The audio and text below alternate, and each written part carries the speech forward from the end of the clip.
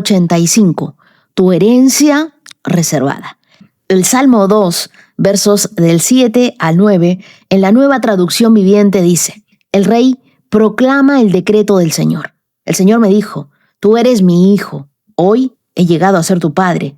Tan solo pídelo y te daré como herencia las naciones, toda la tierra como posesión tuya. Las quebrarás con vara de hierro y las harás pedazos como si fueran ollas de barro. En la Biblia, el mensaje, estos mismos versos, dice: déjenme decirles lo que Dios afirmó después. Declaró: eres mi hijo y hoy es tu cumpleaños. ¿Qué quieres? Dilo. ¿Países como regalo? ¿Continentes como premio? Puedes ordenarles a todos que bailen para ti o echarlos con la basura de mañana. Dios no solo te dio salvación, Él te declaró como suyo, te dio permiso para pedir y reservó una herencia con tu nombre. Y es algo mucho mayor de lo que tu mente ha imaginado. El Salmo 2 es uno de los salmos que se cantaba en la coronación de los reyes descendientes de David, ahí en el monte de Sión, donde según el verso 6, Dios mismo coloca a su rey. Pero para estar en contexto, el Salmo abre con una escena de rebelión. Reyes y naciones enteras conspirando, creyendo que pueden sacudirse el gobierno de Dios. Y mientras la tierra se agita, el cielo no se inmuta. Dios permanece sentado en su trono y desde ahí pronuncia este decreto, estos versos que lo cambian todo. Dice: tú eres mi hijo. Esta no era una fórmula nueva. Venía del pacto que Dios hizo con David en 2 de Samuel capítulo 7, verso 14, cuando le dijo: yo seré tu padre y él será mi hijo. Así que cada rey descendiente de David escuchaba este salmo en su coronación.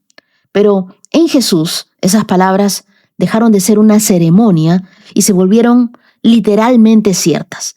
La misma voz, acuérdate, vuelve a sonar en el bautismo: este es mi hijo amado. ¿Te acuerdas que salió una voz del cielo en Mateo 3, 17? Luego nuevamente en el monte de la transfiguración. Ahora, lo que sigue es lo que transforma este salmo. De ser un texto para un rey lejano a una promesa para nuestras vidas. En el Nuevo Testamento se nos enseña que nosotros que estamos en Cristo Jesús fuimos hechos hijos e hijas de Dios y también coherederos con Él.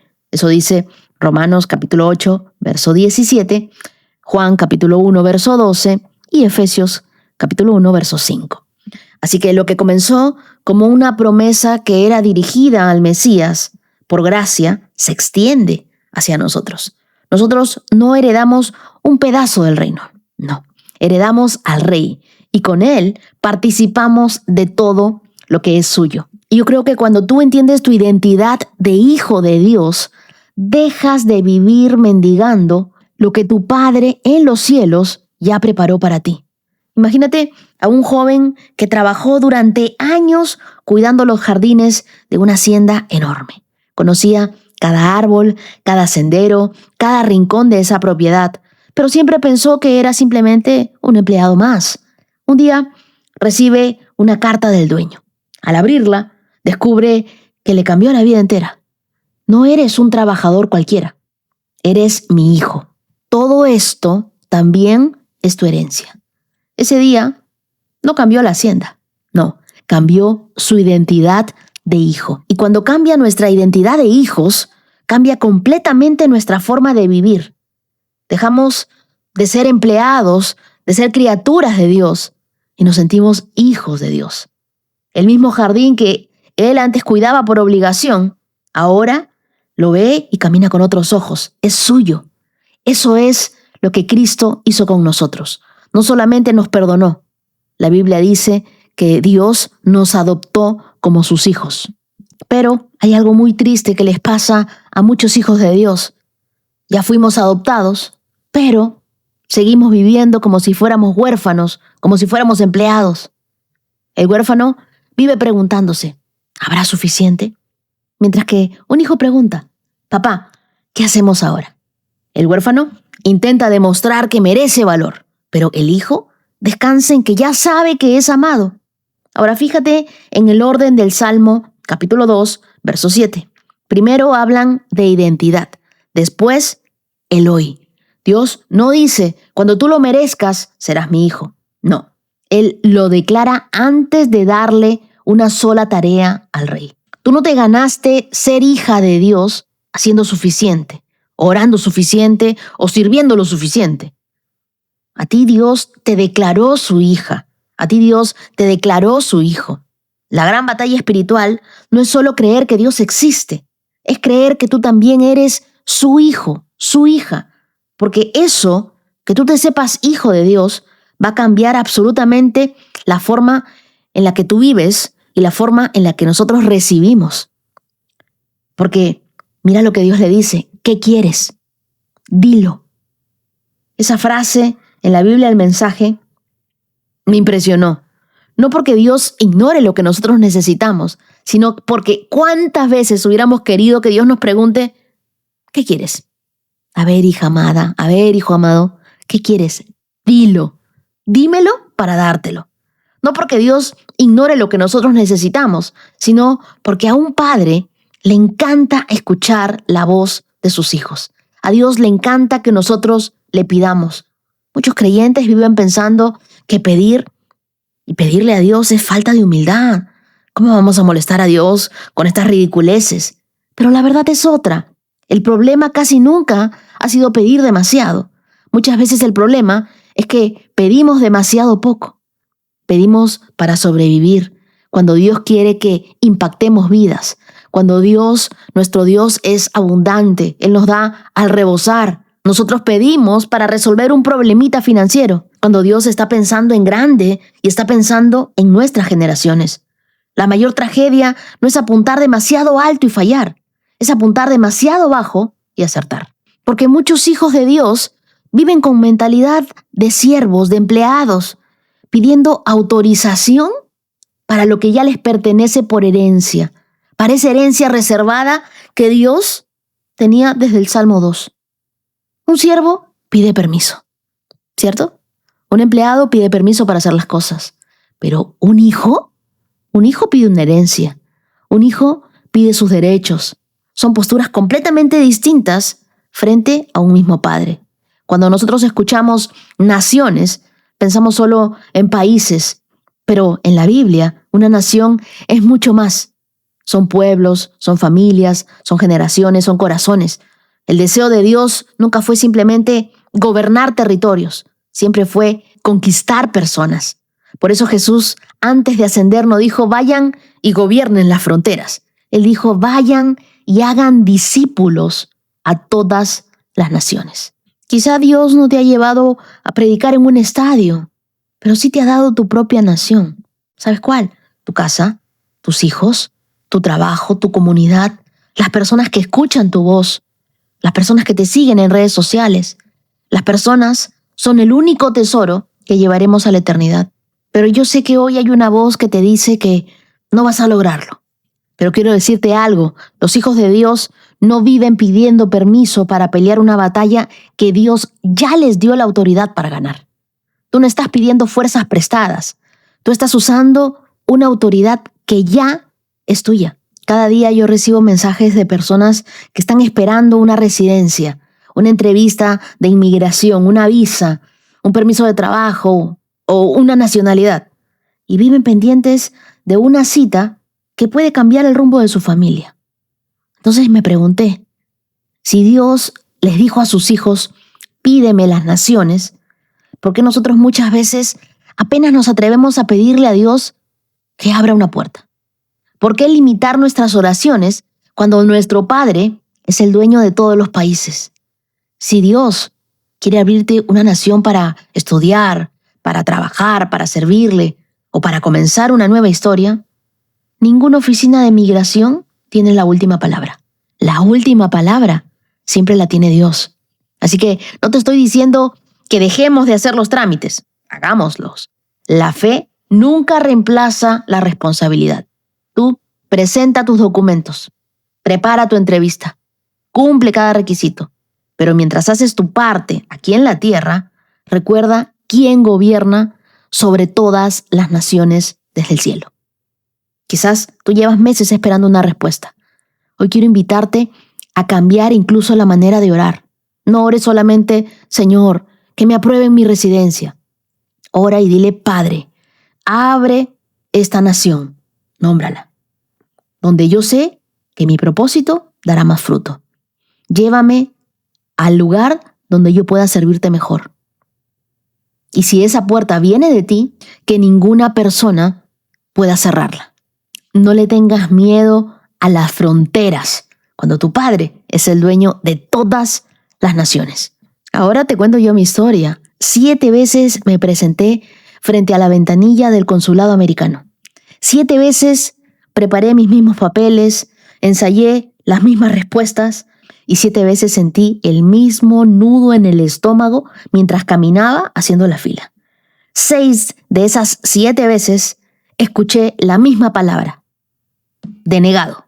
Sé que quizás tú ya escuchaste esta historia porque la he contado antes, pero si es la primera vez que la escuchas, yo quiero que sepas que no fue fácil volver más de una vez después de un no. Cada rechazo se sentía como una puerta que se cerraba y con más fuerza que la anterior. Y entendí algo en medio de esas 6 negativas. Un funcionario de consulado tiene la última palabra sobre una visa, pero no tiene la última palabra sobre las naciones. Esa autoridad solamente le pertenece a mi Padre, el mismo que le dijo a su Hijo, pídeme las naciones. Es el mismo que hoy te dice a ti lo mismo. ¿Y por qué te cuento esto? Porque la 7ª vez que me presenté no fue con papeles distintos. Fui distinta por dentro. Entré sabiendo que yo ya le había pedido a mi Padre algo que me pertenecía. Y yo solo estaba esperando la respuesta que Dios ya me había dado en oración. Y esta vez la respuesta fue aprobado. Pero Dios no se detuvo ahí. Esta semana volví a esa embajada.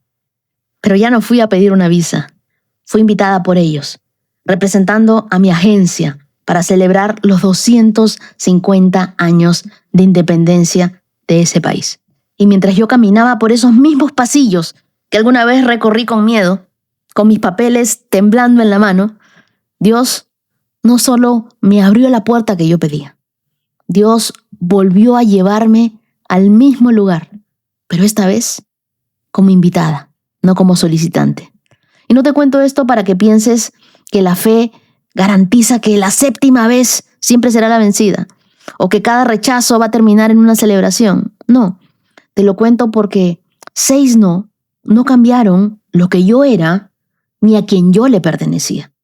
Y si hoy tú llevas años tocando la misma puerta, un trámite, una visa, una respuesta que aún no llega, no dejes de insistir. No le lleves a Dios solo el papeleo. Llévale la nación entera. Pídesela a tu Dios. Acompáñame en una oración. Padre, gracias. Gracias, Dios, porque en Jesús yo ya no soy una extraña, no soy una huérfana, soy tu hija. Tú nos has dado esa identidad, esa herencia. Somos hijos tuyos. Y también, con esa herencia, algo más de lo que nosotros podemos imaginar o pensar. Gracias, Señor, porque yo no tuve que ganarme el derecho de llamarte así. Perdóname por las veces que yo he vivido pidiendo permiso para aquello que tú me has dado como herencia. Perdónanos todas las veces que no nos hemos sentido como hijos, que hemos tenido temor, que hemos tenido miedo, que nos hemos ocultado detrás del rechazo. Agranda mi fe para pedir aquello que está en tu corazón. Que yo aprenda a pedirte, Dios, no solamente a algo que está dentro de mi entendimiento, que yo pueda tener tus pensamientos. Enséñame a pedir sin miedo, a caminar como hija, nunca como sierva, ni como empleada, ni como huérfana. Que todas las personas que tú has puesto hoy a escuchar esta promesa sepan que tú tienes una herencia reservada y que te la tienen que pedir. Creemos por esas visas aprobadas, creemos por esas residencias confirmadas, creemos por esas citas programadas, creemos, Señor, porque tú harás algo increíble en nuestras vidas. A todas personas que están pensando mudarse a otro país, tú las acompañas. Tú vas con ellas, Espíritu Santo. Tú les abres las puertas de los países porque las naciones son tuyas. Gracias, Dios. Gracias, Señor. Tú eres el camino por el cual nosotros transitamos. Oramos en el nombre de Jesús. Amén. Y quiero invitarte para que mañana, 5 de julio, a las 5 de la tarde, hora Perú, te conectes al vivo que vamos a estar haciendo a través de mi canal de YouTube. Vamos a orar por Venezuela. Voy a compartirte el tema de milagros excepcionales y también voy a estar compartiendo contigo algunos testimonios. Ahora sí, las lecturas que nos acompañan en este estudio bíblico las encontramos en Segunda de Reyes, capítulo 23, verso 31, hasta el capítulo 25, verso 30. Hechos, capítulo 22, verso 17, hasta el capítulo 23, verso 10. Salmos, capítulo 2, versos del 1 al 12, y Proverbios, capítulo 18, verso 13. Ahora sí, te pido que tomes tu Biblia, tu lapicero, tu cuaderno, le pidas al Espíritu Santo que te hable. Ponte tus lentes de la fe, abróchate los cinturones, porque comenzamos esta carrera por estos 185K en 3, 2, 1, adelante. Segunda de Reyes, capítulo 23, verso 31. Joacás tenía 23 años cuando subió al trono y reinó en Jerusalén 3 meses. Su madre se llamaba Amutal y era hija de Jeremías de Libna. Joacás hizo lo malo a los ojos del Señor, igual que sus antepasados. El faraón Necao metió a Joacás en la cárcel de Ribla, en la tierra de Hamat, para impedir que gobernara en Jerusalén. También exigió que Judá pagara un tributo de 3.400 kilos de plata y 34 kilos de oro. Luego, el faraón Necao puso en el trono a Eliaquín, otro de los hijos de Josías, para que reinara en lugar de su padre, y le cambió el nombre a Joacim. Joacás fue llevado a Egipto como prisionero y allí murió. Para obtener la plata y el oro que el faraón Necao exigía como tributo, Joacim recaudaba un impuesto de los habitantes de Judá, para el cual les pedía que pagaran una proporción a sus riquezas. Joacim tenía 25 años cuando subió al trono y reinó en Jerusalén 11 años. Su madre se llamaba Zebuda y era hija de Pedaías, de Ruma. Él hizo lo malo a los ojos del Señor, igual que sus antepasados. Segunda de Reyes, capítulo 24. Durante el reinado de Joacim, Nabucodonosor, rey de Babilonia, invadió la tierra de Judá.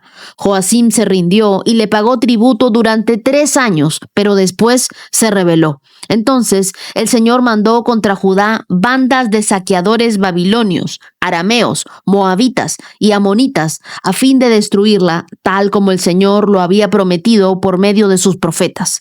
Estas calamidades le sucedieron a Judá por orden del Señor. Él había decidido expulsar a Judá de su presencia debido a los muchos pecados de Manasés, quien había llenado Jerusalén con sangre inocente. El Señor no perdonaba eso. Los demás acontecimientos del reinado de Joacim y todos sus logros están registrados en el libro de la historia de los reyes de Judá.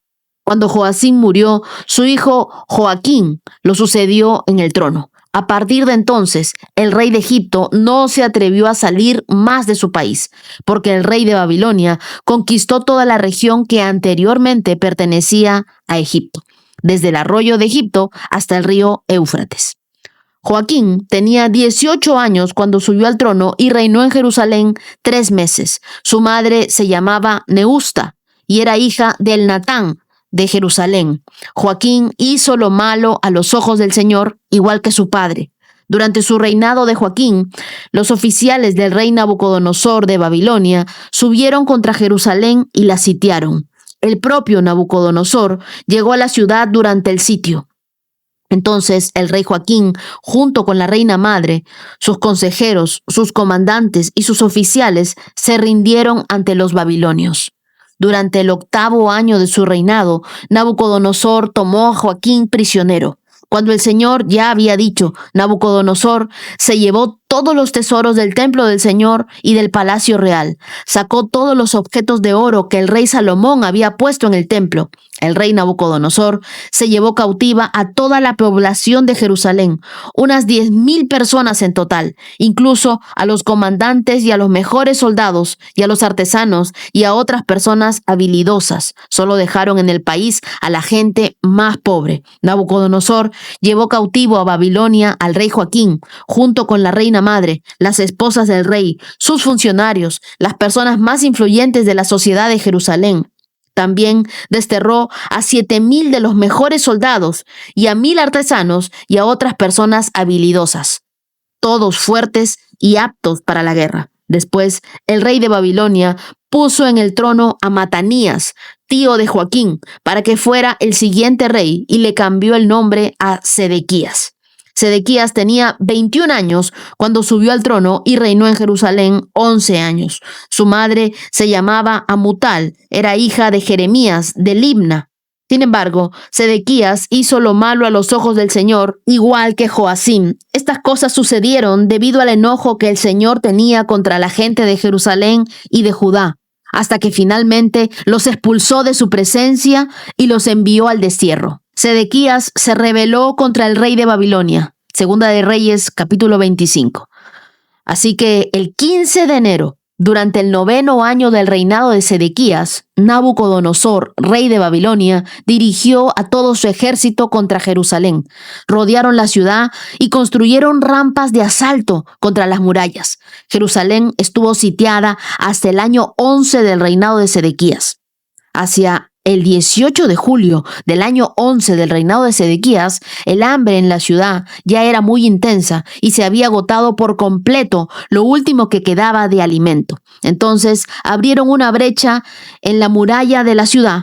Como la ciudad estaba rodeada por los babilonios y los soldados esperaron hasta la caída del sol, escaparon por la puerta que está entre las dos murallas detrás del jardín real. Entonces se dirigieron al valle del Jordán.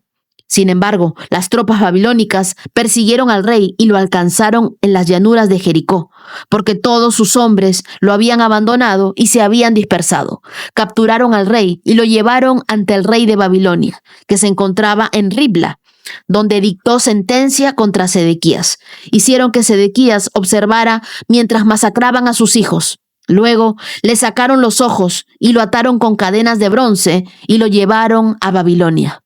El 14 de agosto de este año, que era el año 19 del reinado de Nabucodonosor, llegó a Jerusalén Nabuzaradán, capitán de la guardia y funcionario del rey babilónico. Quemó por completo el templo del Señor, el palacio real y todas las casas de Jerusalén.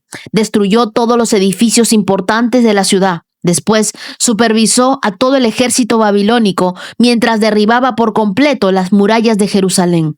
Entonces Nabuzaradán, capitán de la guardia, se llevó cautivas a las personas que quedaban en la ciudad, a los desertores que habían jurado lealtad al rey de Babilonia y al resto de la población. Pero el capitán de la guardia permitió que algunos de los más pobres se quedaran para cuidar los viñedos y los campos. Los babilonios hicieron pedazos las columnas de bronce que estaban al frente al templo del Señor, las carretas de bronce para llevar agua y el enorme tazón de bronce llamado el Mar, y se llevaron todo el bronce a Babilonia. También se llevaron los recipientes para las cenizas, las palas, las despabiladeras de las lámparas, los cucharones y todos los demás objetos de bronce que se usaban para realizar los sacrificios en el templo. El capitán de la guardia también se llevó los recipientes para quemar incienso y los tazones y todos los demás objetos de oro puro o de plata. El peso del bronce de las columnas, el mar y las carretas para llevar el agua era tanto que no podía calcularse. Estos objetos se habían hecho para el templo del Señor en tiempos de Salomón. Cada columna tenía 8 metros con 30 centímetros de alto. El capitel de bronce en la parte superior de cada columna era de 2 metros con 30 centímetros de alto y estaba decorado alrededor de una red de granadas hecha de bronce. Nabuzaradán, capitán de la guardia, se llevó consigo como prisioneros al sumo sacerdote Seraías y al sacerdote del segundo rango Sofonías y a los 3 porteros principales. De la gente que seguía escondida en la ciudad, se llevó a un oficial que había estado al mando del ejército judío, a 5 de los consejeros personales del rey, al secretario principal del comandante del ejército, quien estaba a cargo del reclutamiento, y a otros 60 ciudadanos. Nabuzaradán, capitán de la guardia, los llevó a todos ante el rey de Babilonia, que se encontraba en Ribla. Allí En Ribla, en la tierra de Hamat, el rey de Babilonia mandó que los ejecutaran a todos. Así que el pueblo de Judá fue expulsado de su tierra y llevado al desierto. Luego, el rey Nabucodonosor nombró gobernador sobre la gente que había dejado en Judá a Gedalías, hijo de Ahicam y nieto de Safán. Cuando todos los comandantes del ejército y sus hombres se enteraron de que el rey de Babilonia había nombrado gobernador a Gedalías, fueron a verlo a Mizpa. En ese grupo estaba Ismael, hijo de Netanías, Johanán, hijo de Carea, Seraías, hijo de Tanhuamet el Netofatita, Jesanías, hijo de Macateo, y todos sus hombres. Gedalías les juró que los funcionarios babilónicos no querían hacerles ningún daño. No les tengan miedo, vivan en la tierra y sirvan al rey de Babilonia y todo les irá bien, les prometió. Después, a mediados del otoño de ese año, Ismael, hijo de Netanías y nieto de Elisama, quien era miembro de la familia real, fue con 10 hombres a Mizpa y mató a Gedalías. También mató a todos los judíos y babilonios que estaban con él en Mizpa. Entonces toda la gente de Judá, desde el menos importante hasta el más importante, junto con los comandantes del ejército, huyeron despavoridos a Egipto porque tenían miedo de lo que pudieran hacerles los babilonios. En el año 37 del exilio de Joaquín, rey de Judá, Evil Merodach ascendió al trono de Babilonia. El nuevo rey fue bondadoso con Joaquín y lo sacó de la cárcel el 2 de abril de ese año. Le habló con amabilidad y le dio una posición superior a la de los demás reyes exiliados en Babilonia. Le proporcionó a Joaquín ropa nueva para reemplazar la ropa de prisionero y le permitió comer en presencia del rey por el resto de su vida. Así que el rey le dio una ración diaria de comida mientras vivió. Y con eso acabamos otro libro, Segunda de Reyes. Judá entra en los últimos días como nación independiente después del avivamiento liderado por Josías. Los reyes que le suceden eligen caminos contrarios al de Dios. Egipto y Babilonia se disputan el control de la región. Nabucodonosor, el rey de Babilonia, toma Jerusalén, destruye el templo y deporta al pueblo. La historia culmina con la caída de la ciudad santa y la humillación de sus reyes. Es en Segunda de Reyes, capítulo 23, verso 32, que la Biblia nos dice que Joacás hizo lo malo a los ojos del Señor, tal como sus antepasados. Solo pasaron 3 meses desde que Josías murió y ya su hijo volvió a hacer lo malo. Qué trágico es ver cómo una generación que hereda avivamiento elige ignorarlo. Joacás no valoró el mover de Dios que había vivido su padre Josías, y así comenzó la caída. No te conformes con vivir la fe de tus padres. Si Dios hizo algo en tu familia, no lo dejes morir en ti. Hazlo crecer. Segunda de Reyes, capítulo 24, verso 9, nos dice que Joaquín hizo lo malo y se rebeló contra el rey de Babilonia. En este punto, Judá ya es una nación debilitada y Babilonia comienza a atacarla. En lugar de buscar a Dios, el rey se rebela políticamente y también espiritualmente. Fue una decisión impulsiva, sin cobertura. Yo creo que las decisiones más peligrosas se toman cuando ignoramos la voz de Dios para seguir la urgencia del momento. Y así fue con Joaquín. Por no depender de Dios, terminó gobernado por el enemigo. Es en Segunda de Reyes, capítulo 25, versos 9 y 10, donde ocurre uno de los eventos más trágicos del Antiguo Testamento: la destrucción del templo, el símbolo de la presencia de Dios. Pero esto no fue un ataque sorpresa, fue una consecuencia. La gloria de Dios ya se había apartado desde mucho antes. Judá mantenía el edificio, pero había perdido la intimidad con Dios. El pueblo seguía llevando ofrendas, pero no obedecía a Dios en nada. Y cuando el templo ya no reflejaba la presencia de Dios, su destrucción no fue una pérdida, fue justicia. De nada vale que nosotros vayamos a la iglesia si el corazón no le pertenece a Dios. El edificio es importante, pero la obediencia lo es más. Segunda de Reyes, capítulo 25, verso 21 dice: allí en Ribla, en la tierra de Hamat, el rey de Babilonia mandó que los ejecutaran a todos. Así que el pueblo de Judá fue expulsado de su tierra y llevado al destierro. Muchas veces Dios permite esa ruina, ese destierro, cuando es la única forma de provocar nuestro regreso. El destierro, el exilio, no fue solo un castigo, fue un instrumento para purificar al pueblo. A veces Dios no restaura lo dañado porque necesita destruir lo que está contaminado para volver a construir algo bueno en ti. Hay temporadas donde Dios permite que lo pierdas todo, no porque te odia, sino porque quiere devolverte lo que Él soñó para ti desde el inicio. Judá necesitaba regresar, no solo a su tierra, sino a su esencia, un pueblo apartado para Dios. Es como un padre que le quita el celular al hijo, no por enojo, sino para que recupere la concentración. Dios muchas veces nos quita algo para devolvernos identidad, para devolvernos propósito. Y en los versos del 27 al 30 de Segunda de Reyes capítulo 25, la Biblia nos dice que se liberó a Joaquín de la cárcel y se le trató con amabilidad. Este libro tiene un cierre sorprendente. Joaquín, el rey que fue llevado cautivo, es liberado años después y tratado con favor. Aunque todo parecía destruido, Dios deja una puerta abierta al futuro.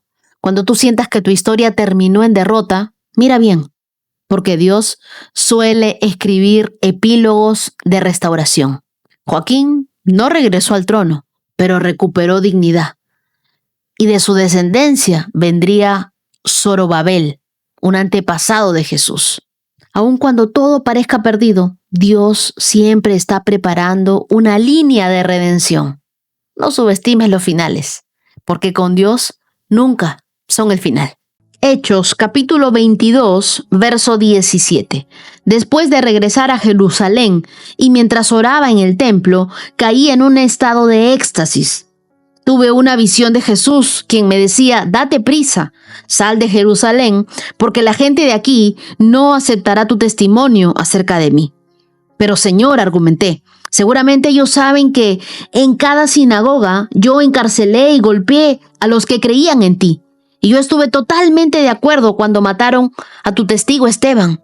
Estuve allí cuidando los abrigos que se quitaron cuando lo apedrearon. Pero el Señor me dijo, ve, porque yo te envié lejos a los gentiles. La multitud escuchó hasta que Pablo dijo esta palabra. Entonces todos comenzaron a gritar, llévense a este tipo, no es digno de vivir. Gritaron, arrojaron sus abrigos y lanzaron puñados de polvo al aire. El comandante llevó a Pablo adentro y ordenó que lo azotaran con látigos para hacerlo confesar su delito. Querían averiguar por qué la multitud se había enfurecido. Cuando ataron a Pablo para azotarlo, Pablo le preguntó al oficial que estaba allí, ¿es legal que azoten a un ciudadano romano que todavía no ha sido juzgado? Cuando el oficial oyó esto, fue al comandante y le preguntó, ¿qué está haciendo? Este hombre es un ciudadano romano. Entonces el comandante se acercó a Pablo y le preguntó, dime, ¿eres ciudadano romano? Por supuesto que lo soy, respondió Pablo. Yo también lo soy, dijo el comandante entre dientes, y me costó mucho dinero. Pablo respondió, pero yo soy ciudadano de nacimiento. Los soldados que estaban a punto de interrogar a Pablo se retiraron velozmente cuando se enteraron de que era ciudadano romano y el comandante quedó asustado porque había ordenado que lo amarraran y lo azotaran. Al día siguiente, el comandante ordenó que los sacerdotes principales se reunieran en sesión con el Concilio Supremo Judío. Quería averiguar de qué se trataba el problema, así que soltó a Pablo para presentárselo delante de ellos. Hechos, capítulo 23. Mirando fijamente al concilio, Pablo comenzó: Hermanos, siempre he vivido ante Dios con la conciencia limpia. Al instante, Ananías, el sumo sacerdote, ordenó a los que estaban cerca de Pablo que lo golpearan en la boca. Pablo le dijo: Dios te golpeará a ti, hipócrita corrupto. ¿Qué clase de juez eres si tú mismo infringes la ley al ordenar que me golpeen así? Los que estaban cerca a Pablo le dijeron: ¿Te atreves a insultar al sumo sacerdote de Dios? Lo siento, hermanos, no me había dado cuenta de que él es el sumo sacerdote, contestó Pablo. porque las Escrituras dicen, no hables mal de ninguno de tus gobernantes. Pablo se dio cuenta de que algunos miembros del Concilio Supremo eran saduceos y que otros eran fariseos. Por lo tanto gritó, hermanos, yo soy fariseo, al igual que mis antepasados, y estoy en juicio porque mi esperanza está en la resurrección de los muertos.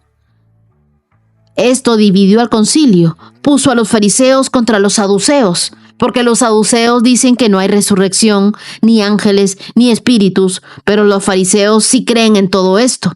Así que hubo un gran alboroto. Algunos de los maestros de la ley religiosa que eran fariseos se levantaron de un salto y comenzaron a discutir enérgicamente. Nosotros no encontramos nada malo en él, gritaban. Tal vez algún espíritu o un ángel le habló. Como el conflicto se tornó más violento, el comandante tenía temor de que descuartizaran a Pablo, de modo que les ordenó a sus soldados que fueran a rescatarlo por la fuerza y lo regresaran a la fortaleza.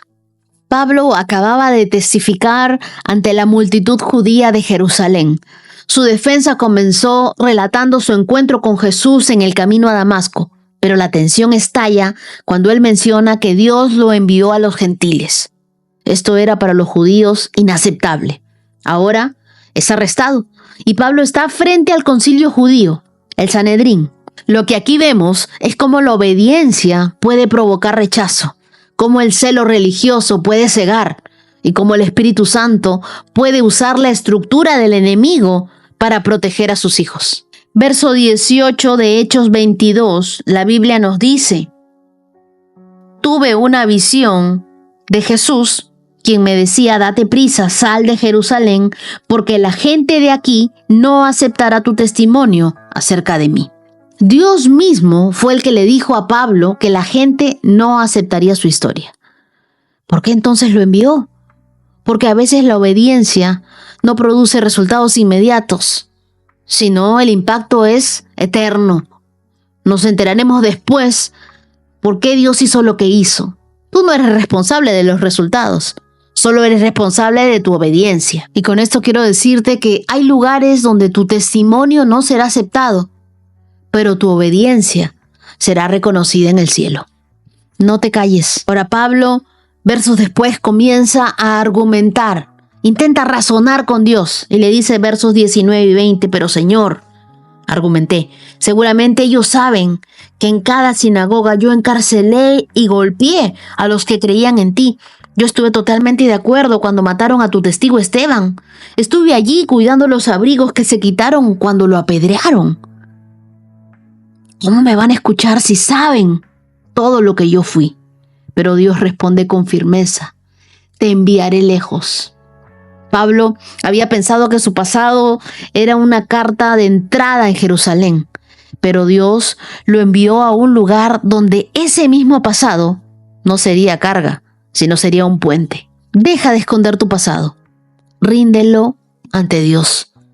Hay alguien allá afuera que necesita escuchar lo que Dios hizo contigo, porque eso será su punto de partida. En el verso 25 la Biblia nos dice que cuando ataron a Pablo para azotarlo, Pablo le preguntó al oficial que estaba allí, ¿es legal que azoten a un ciudadano romano que todavía no ha sido juzgado? Pablo usa su ciudadanía romana como recurso para protegerse. En lugar de pelear espiritualmente contra todos, él usa con sabiduría lo que la ley le permite. Esto no era cobardía, era una estrategia espiritual. No siempre tienes que gritar, Dios peleará por mí. A veces, Él te dio una puerta legal, una oportunidad justa o un conocimiento sabio para protegerte. Úsalo con inteligencia. Es en el verso 6 de Hechos capítulo 23.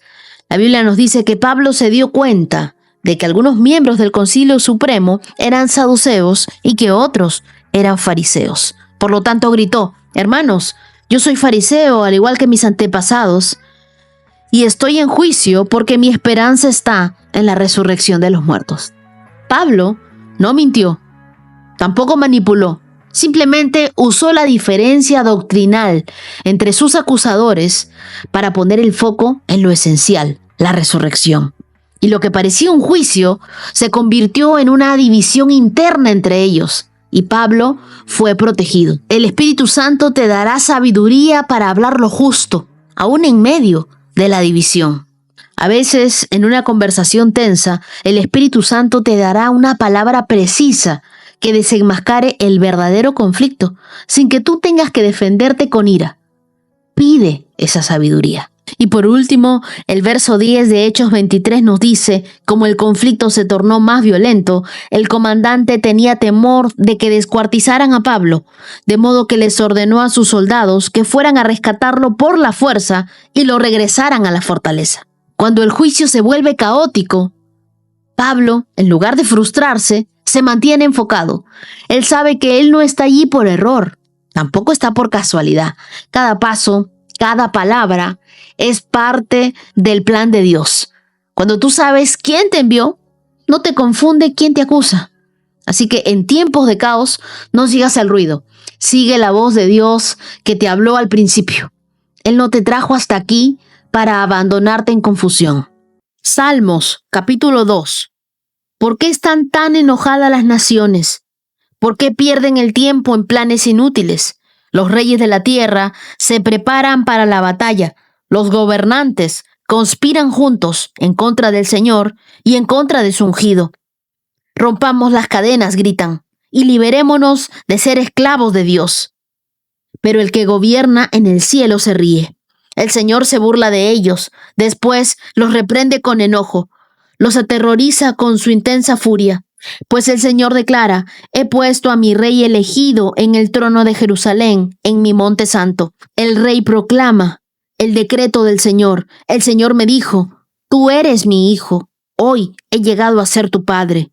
Tan solo pídelo y te daré como herencia las naciones, toda la tierra como posesión tuya. Las quebrarás con vara de hierro y las harás pedazos como si fueran ollas de barro. Ahora bien, ustedes reyes, actúen con sabiduría. Quedan advertidos, ustedes gobernantes de la tierra, sirvan al Señor con temor reverente y alégrense con temblor.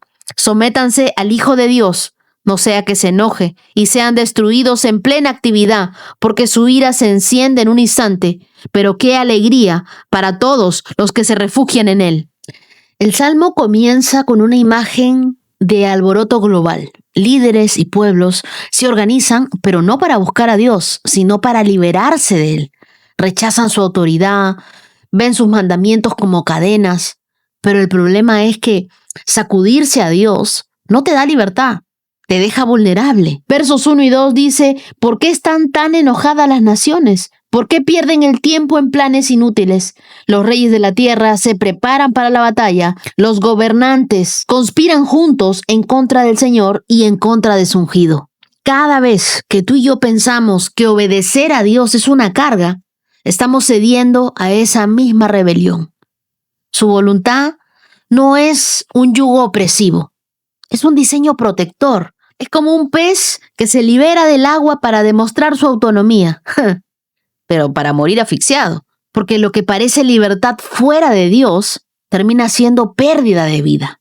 Versos 4 y 5 nos dice, el que gobierna el cielo se ríe y luego los reprende con enojo. Quiero recordarte algo, Dios no entra en pánico ante la rebelión. Su trono no tiembla porque alguien grite fuerte en la tierra. Él se ríe, no por burla cruel, sino porque Él conoce el final desde el principio. El trono de Dios no es simbólico, es eterno, es estable, es activo. Así que deja de temer que las noticias o los gobiernos anulen el plan de Dios. Él no solo observa la historia, Él dirige la historia. Tu paz no debe depender de un escenario político, sino del trono que no se mueve. Versos del 6 al 8 dice, he puesto a mi hijo en el trono, solo pídemelo y te daré las naciones como herencia. Y aquí aparece la figura del Mesías, el Hijo, Jesús. El Padre lo establece como el heredero de todas las naciones. Proverbios capítulo 18, verso 13. Precipitarse a responder antes de escuchar los hechos es a la vez necio y vergonzoso. Este proverbio no solo habla de interrumpir, sino de emitir opiniones, de emitir juicios o consejos sin antes haber entendido la situación completa, sin haber visto todo el panorama. Es una advertencia contra la prisa verbal y contra la superficialidad en el consejo. Y es que hablar antes de tiempo revela más orgullo que sabiduría. Responder sin escuchar, según la Biblia, es necedad. Ojo, no es falta de inteligencia, sino falta de humildad. Es pensar que ya tú sabes lo que el otro va a decir. Es usar tu voz más que tus oídos. La prisa por hablar muchas veces es miedo disfrazado de seguridad. Los líderes que más influyen no son los que más hablan, sino los que mejor escuchan. Así que antes de responder, pregúntate, ¿entendí con claridad lo que me han dicho o solo interpreté con prisa?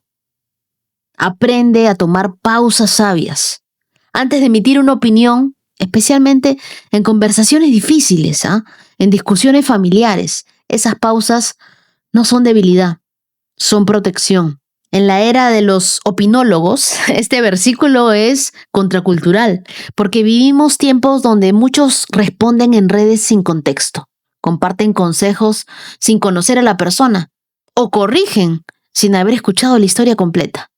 Proverbios capítulo 18, verso 13, sería como un grito de sabiduría en medio del ruido digital. Yo siempre me repito en la mente, no todo lo que pienso debo decirlo. Y no todo lo que se dice merece una respuesta. Cuando alguien publica su dolor en redes, no necesita tu análisis inmediato. Necesita tu compasión, tu empatía. Escuchar es una nueva forma de amar. Yo creo que responder antes de escuchar puede romper relaciones. Hay muchas parejas que terminan porque dicen, nunca me escuchó. Nunca supo qué es lo que yo quería. Pero si tú escuchas con atención, puedes salvar tu relación. Jesús, aunque lo sabía todo, siempre preguntaba, ¿qué quieres que haga por ti? ¿Por qué lloras? ¿Dónde está tu esposo? No porque necesitara información, sino porque le importaba el corazón del otro. El versículo lo dice claro, responder antes de escuchar no solo es necio, es vergonzoso. ¿Cuántas veces has tenido que disculparte por hablar de más? ¿Cuántos malos entendidos nacen de una frase fuera de contexto?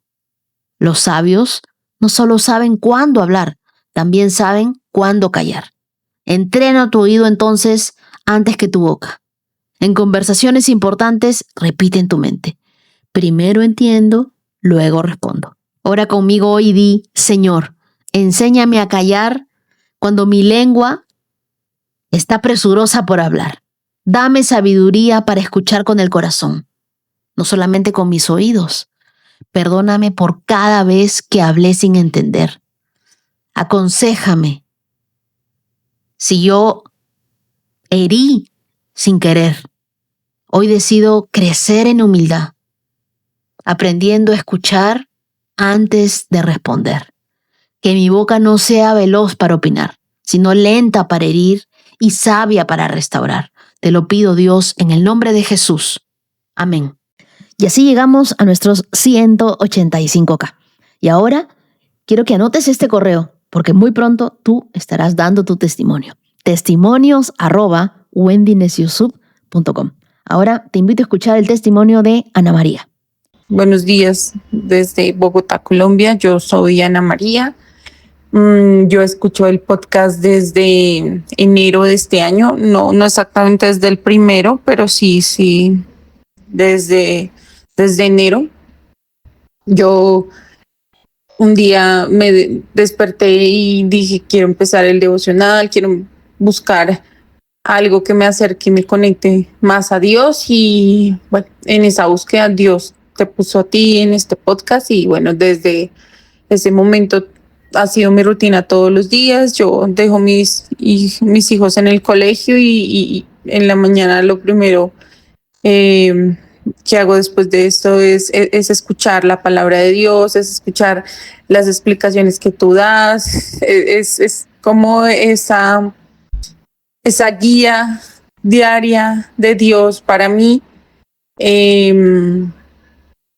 Yo este año en junio tuve un dolor en el estómago pues fuerte de varios días, entonces pues yo fui al médico, la verdad yo lo estaba asociando a un tema de colon, pero allá en los exámenes entonces me dijeron que tenía, que en la ecografía había salido un quiste hemorrágico en el ovario derecho, pero que en principio esos quistes son normales y que el cuerpo pues termina como absorbiéndolos después de un tiempo.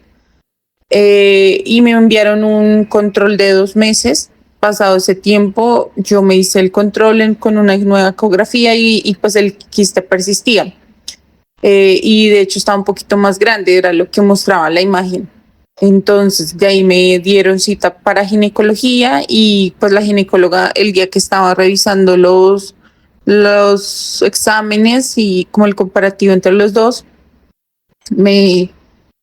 me dijo que tenía que hacer unos exámenes adicionales, complementarios, unos temas de marcaciones para determinar si ese quiste era benigno o maligno y de acuerdo con eso pues establecer el plan de acción y si te llegara una cirugía, pues entonces sí la cirugía la tenía que atender ella siendo una ginecóloga pues como normal o si la tenía que atender una ginecóloga de cáncer.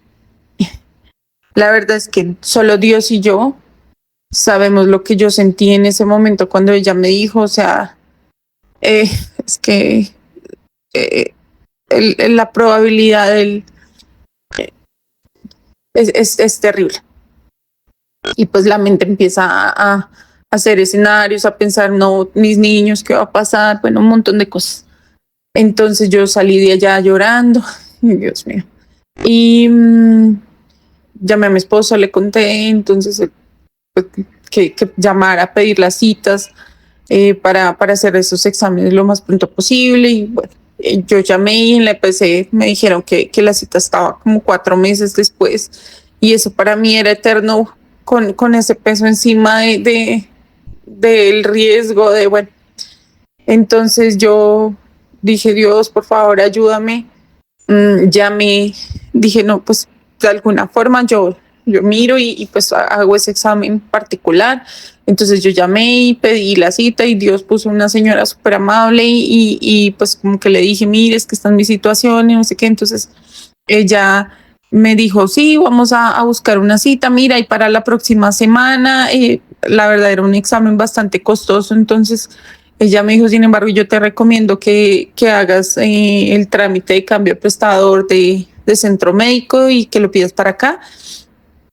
Y por ahora pues reservamos el espacio, entonces si te lo dan, lo que podemos hacer es que ese espacio que tienes pues lo vamos a garantizar para que puedas hacerte el examen. Y sí, efectivamente, yo hice la solicitud para que me cambiaran el prestador. Gracias a Dios también me la dieron para ese mismo prestador. Todo se dio, me hicieron ese examen. Yo ese día que fui al examen, yo iba, o sea, ya en ese punto yo decía, yo sé que Dios no va a permitir que nada de esto pase, todo va a salir bien. Después de que salieron los resultados, yo tuve nuevamente cita con la ginecóloga y entonces ella me dijo, no, pero es que acá yo no veo ningún quiste, ninguna masa, lo que veo puede ser acumulación de líquidos, vamos a mandar un tratamiento, pero en principio pues estás bien, no hay nada de qué preocuparse, vamos a seguir monitoreando, pero pues está bien. Y yo, Dios, para mí esa fue Dios que hizo todo y yo le estoy profundamente agradecida y yo oro todos los días y le doy gracias, le pido por mis hijos y de verdad que me siento muy, muy, muy afortunada de que Él esté conmigo. Entonces quería contarte eso y pues decirles a todos que nunca perdamos la fe y que Dios siempre está con nosotros. Gracias. Mi querida Ana María, muchas gracias por recordarnos que el milagro comienza mucho antes de recibir el resultado médico. Empieza cuando Dios abre las puertas que nadie esperaba, cuando Él pone personas correctas en nuestro camino y cuando Él reemplaza el miedo por una paz que solo puede venir de Él. Me encanta escuchar cómo mientras tu cuerpo estaba siendo examinado, Dios también estaba fortaleciendo tu fe.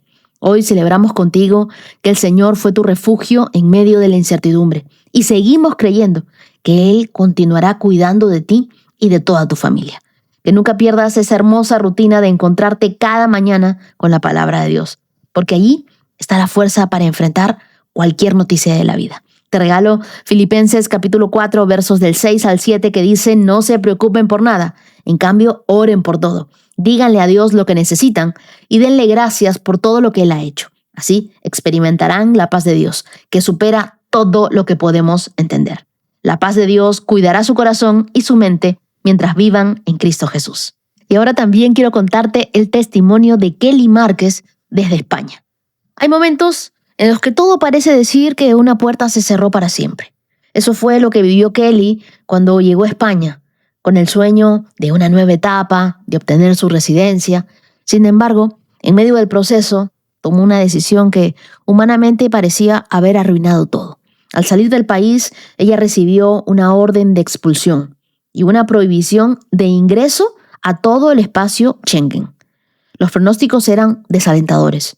Lo normal era que fuera enviada de regreso a su país de origen, pero Dios comenzó a escribir una historia diferente. En lugar de ser repatriada, las autoridades le pidieron regresar a España. Aún así, el panorama seguía siendo muy difícil. Ella buscó asesoría legal y prácticamente todos los abogados coincidían en lo mismo. Con una orden de expulsión vigente, era imposible obtener una residencia. Pero Kelly decidió creerle más a Dios que a las circunstancias. Cada día oraba, se aferraba a la palabra, escuchaba el podcast, recordaba las promesas de Dios y aunque la incertidumbre era grande, ella sentía que el Señor la sostenía y le repetía que Él seguía teniendo el control de su historia. El milagro llegó. Contra todo pronóstico, recibió la noticia que tanto había esperado. Su residencia en España fue aprobada. Lo que los hombres llamaban imposible, Dios lo hizo posible.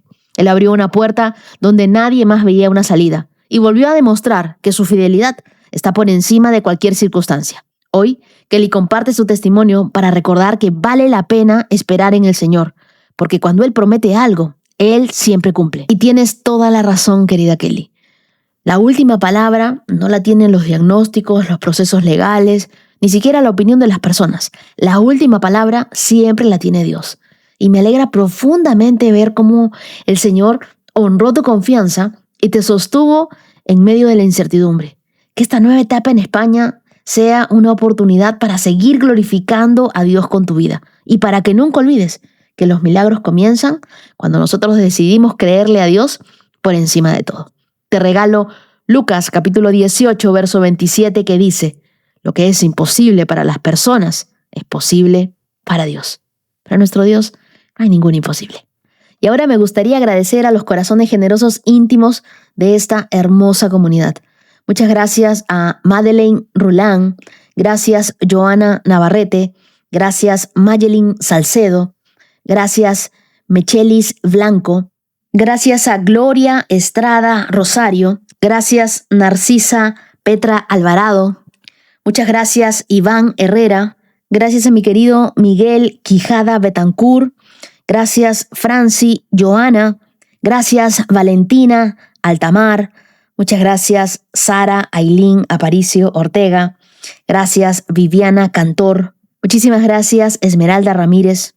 Y desde el canal de YouTube, muchas gracias a Verónica González y a María Luna. Y a ustedes, queridos, quiero regalarles Deuteronomio capítulo 33, verso 27, que dice: el Dios eterno es tu refugio, y sus brazos eternos te sostienen.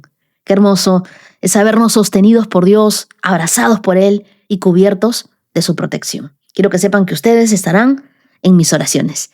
Y muchas gracias, querida comunidad de íntimos, por acompañarme hasta aquí.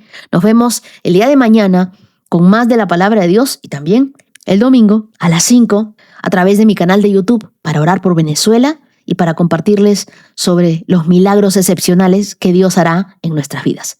Que tengan un día lleno de fortaleza y de favor. Shalom, shalom. Has escuchado 365 Promesas. Síguenos en Facebook e Instagram, @Wendy Necio Sub.